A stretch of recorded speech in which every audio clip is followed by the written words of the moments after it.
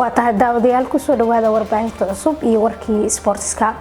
haddii aan gudaha u galno wararka sportska ee ugu dambeeya suuqa kala iibsiga ee ciyaartoyda oo ka harsan muddo ka yar 27 maalin waxa ugu cusub in xidiga Paul Pogba ay dhawaan ka tagi doona kooxda Manchester United xidiga Angel Di Maria oo heshiiskiisii kooxda baaqisata Germany soo ilaaday ku wada biiri doonaan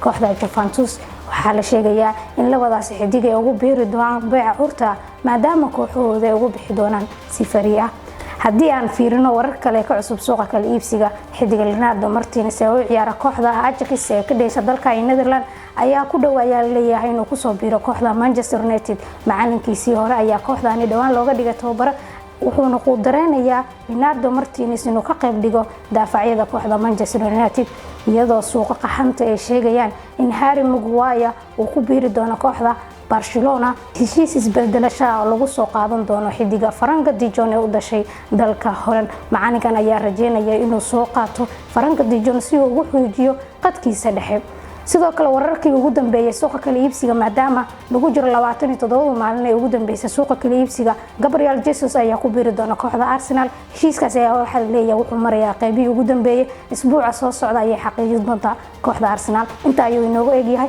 warkii sportska ee warbaahinta cusub